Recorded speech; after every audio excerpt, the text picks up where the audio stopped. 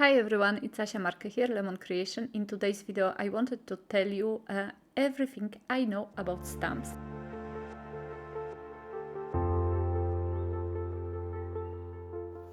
So I got a lot of questions from you guys about the way how to use the stamps, especially for the first time, and how I organize my stamps also. So this is the furniture from IKEA, you know, the set of drawers. I keep my stamps in one of the drawer.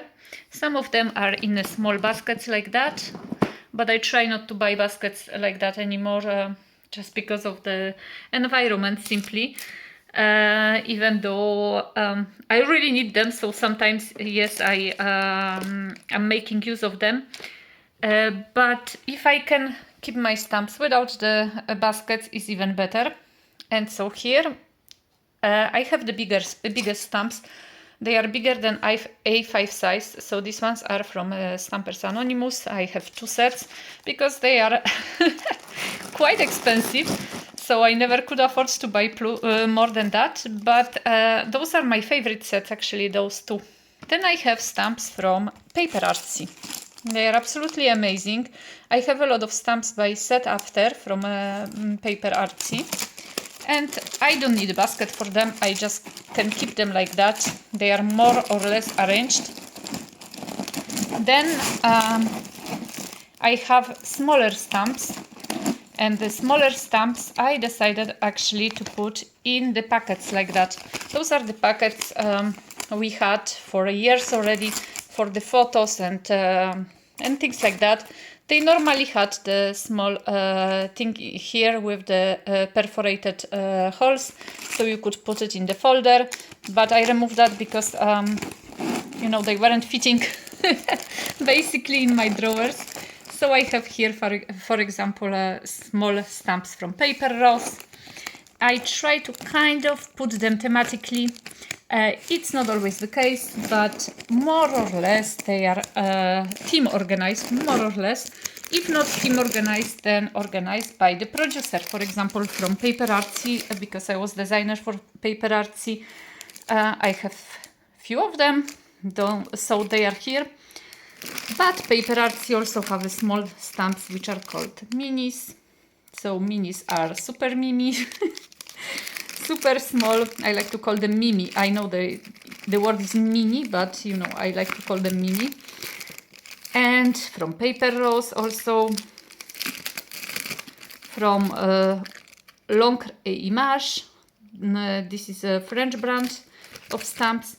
So they are basically here. A little maybe messy, but I like my mess. I remember when I started doing art journaling or mixed media, I was so envious of all these crafters who had so many stamps, and I was thinking, when, if ever, am I gonna have that many? This is, guys, 7 years of making. So this is my stash of 7 years. As you can see here at the end, I have some mini stamps. And then I have a small basket also with the stamps which are not mounted. And yes, I have two baskets like that with the small stamps. I kept them, I don't know, I don't really use them. I'm not even sure if I'm not gonna do some decluttering. And then a little bit more of stamps. Here they are organized mostly by the producer, because I can see that there is a lot of Paper Roses studio stamps. But I can see that they are also florals, but not only. So that's how I organize my stamps. I wanted to show you also this drawer. They are my stamps I designed and I'm selling in my shop. So those are the ones I actually made. This one is the stamp which my son made, this part. The rest is me who drew them. So those are my stamps. And I keep my stamps here, just on my desk. Here is my desk. And here they are. I actually counted because I was not sure, but I have 30 different designs, if I didn't make a mistake. So here they are beside my stencils, because I actually like to work with my stamps, and Yes, because I have to make a publicity, so I'm working quite a lot with my stamps. And today I wanted to show you how to use the stamps and the types of stamps we have, and all the techniques, not all the techniques, and some of the techniques you can use with the stamps.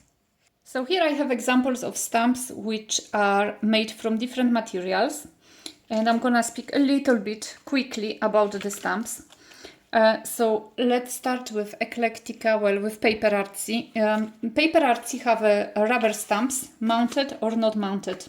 These ones are mounted. Mounted stamp means that they are mounted on a kind of a, I don't know, sponge, I would say. I know it's not a good word, but they are mounted. So basically the stamp portion is the red part, and they are mounted on this sticky part. So to stamp, you use the acrylic block.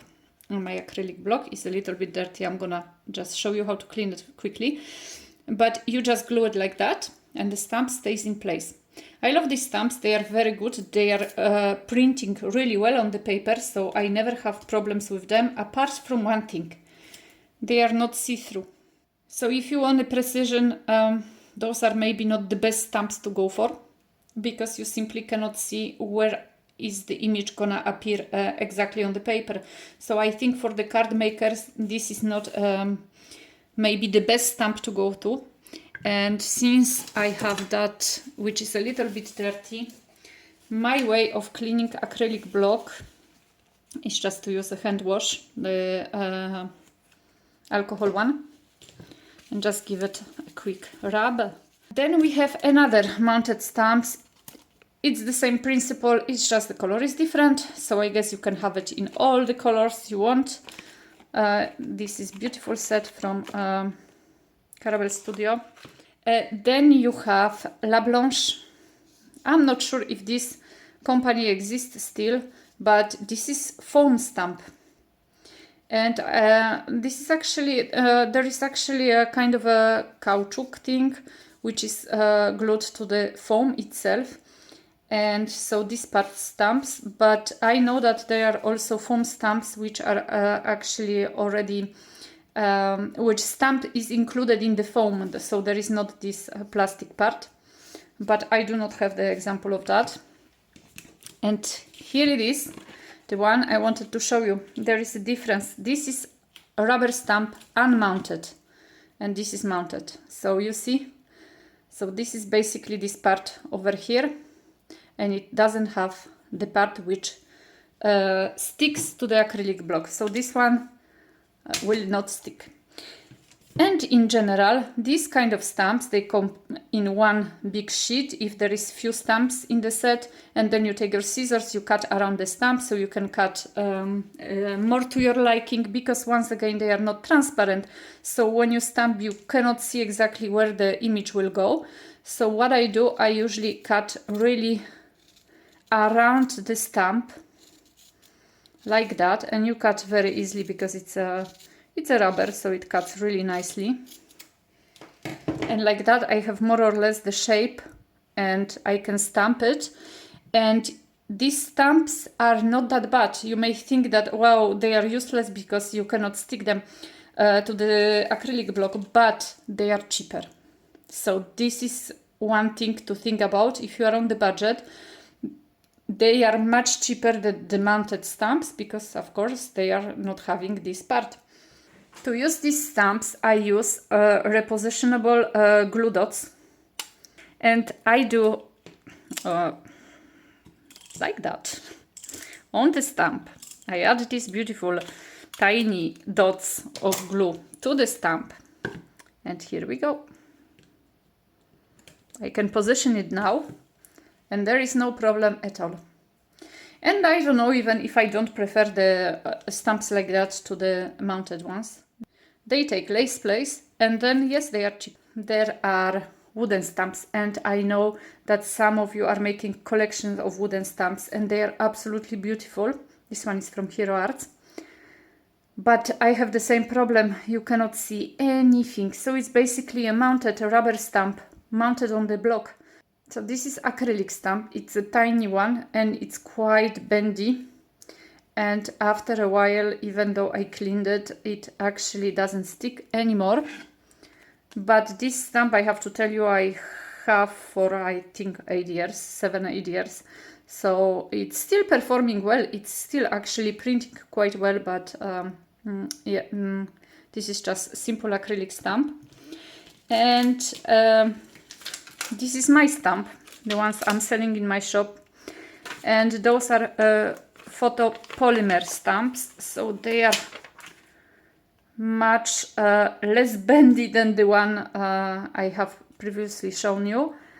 And they are sticking to the blocks quite nicely. But some of you are asking me how to stamp with them for the first time, and this is what I would like to talk to you about. So we'll go through that in a few minutes. But it's basically, I like these stamps. It's not because they are mine, because I have plenty of stamps like that, acrylic ones from other companies. But what I like about them is the fact that you can see through, so you can actually position it well on the, I'm sorry for the reflex from my lamp, but you can position it on the paper, and then you see where the stamp is gonna go. And sometimes I even, before even stamping, I put that on the paper, this part, because they come with the design printed on them already. And so like that I can see, and I can move on the paper and see also how to position them. So those are the type of stamps. Plus, for those of you who really like to go a little bit deeper into stamps, you can actually carve your own stamps, like I did with this one. You can buy small tools and small pieces of rubber or foam, and you can make your own stamps with it.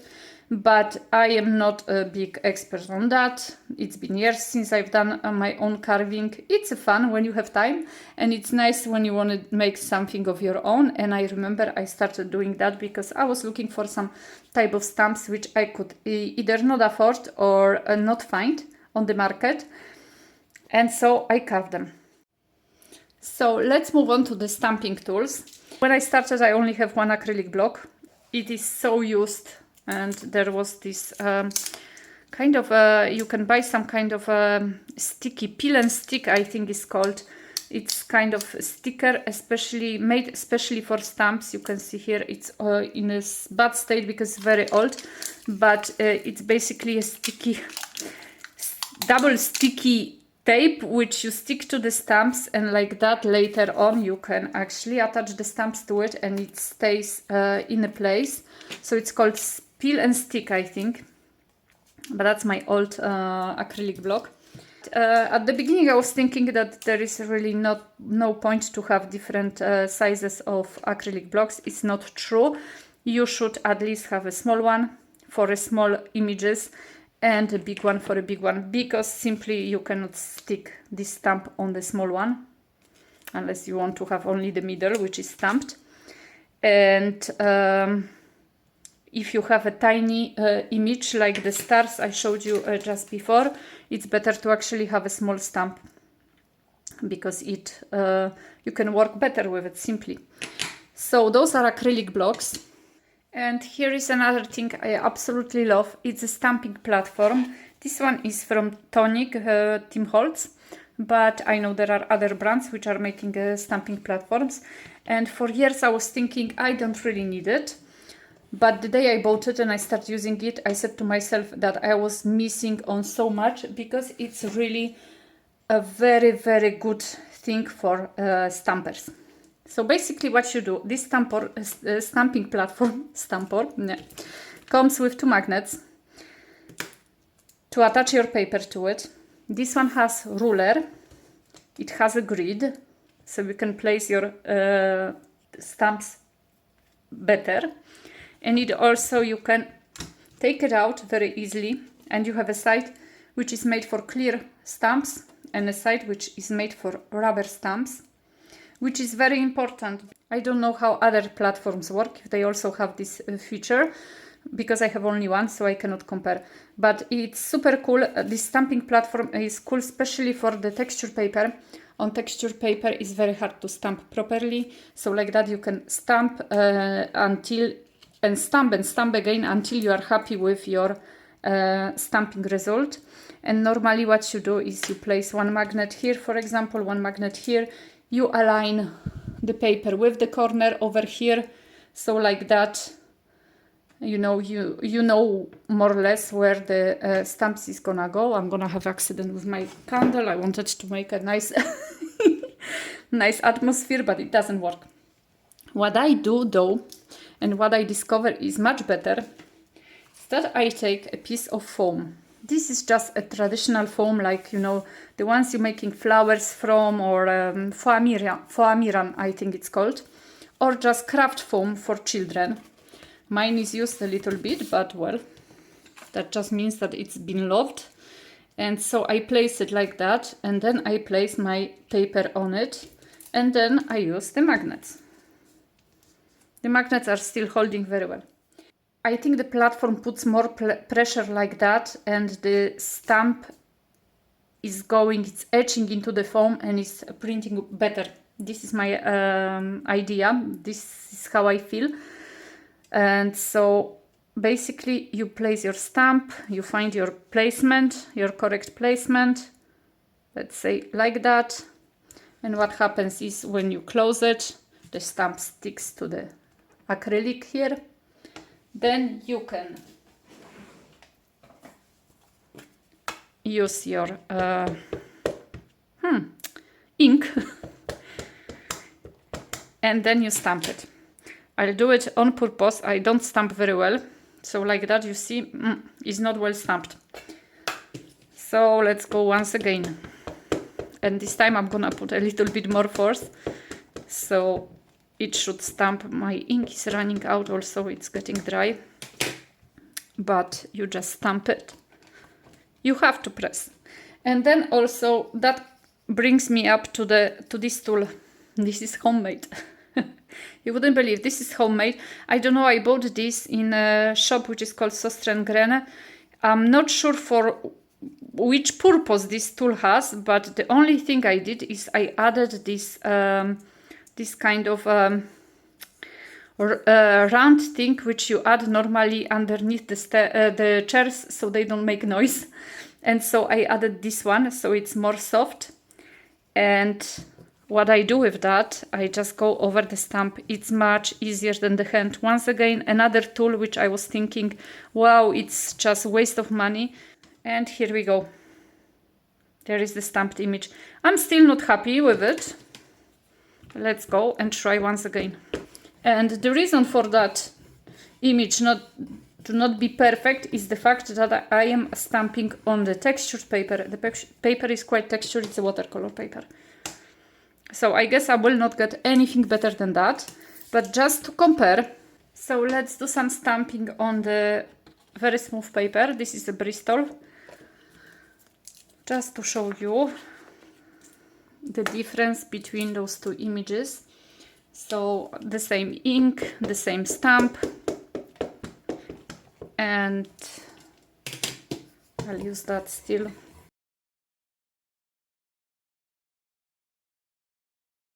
And here we go. It's much nicer. The image is much nicer. You don't have the spots here, while this one you do have the spots. I was struggling a little bit with the stamps because it's one of my newest stamps. I think it's the second time I'm using it. But you see the difference? So this stamping platform is very, very handy. And sometimes also when I don't use the stamping platform, I simply put the piece of paper and underneath I can put also a foam. So for those of you who don't have a stamping platform, cannot afford to buy it straight away, try actually using it this way. You place your paper, if you can, because of course if you do art journaling and your pages are in art journal, it's gonna be more difficult, but otherwise you can just place a little bit of foam and then you can put your stamp on the paper press it firmly and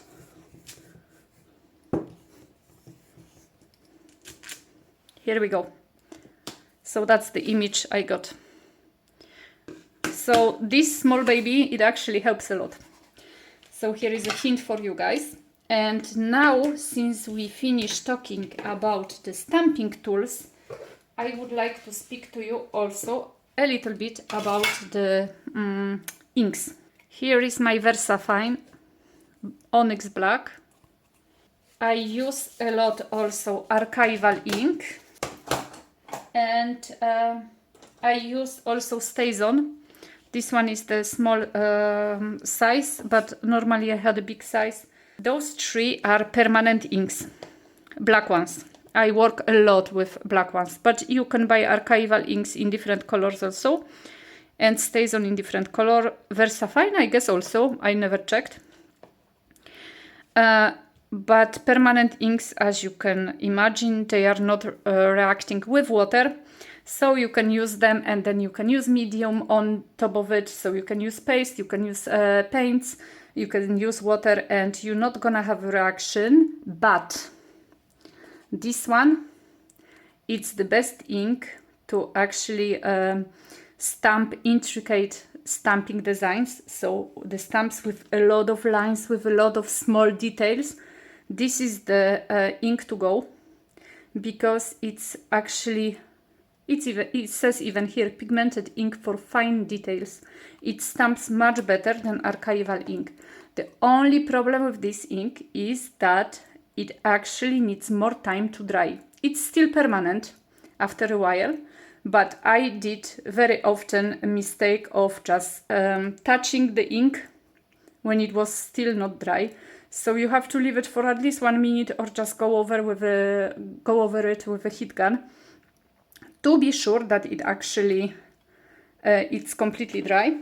I'm gonna maybe try to show you a small example. I don't know if that's gonna work, but let's say that this one is this ink, and this one is Archival, and we'll see how long it will take us, or it will take it to dry. And I can also try the Stazon. As you can see, the colors differ a little bit also. I'm not sure if it's because they're quite old, those two, but I'm not sure, because I use this one quite a lot, so it shouldn't be a case, but it is like that. So I have all those three, and I go for them all the time. Lately I go more for this one, to be honest, but this one is also very cool because it's old. So as you can see, there are pieces of thread sticking out. I do it a lot for darkening the edges of my ATC cards, for example. So it's super cool to have ink which is permanent and which is actually almost dry. So you can do this type of thing with it instead of just throwing it to the bin and destroying your new ink. You can always use the old one, because like that the old one still has a little bit of paint in it or ink in it, and it can work fine. Let's see, I'm gonna actually try with my finger, why not? This one is making the paper a little bit dirty. I'll clean my finger.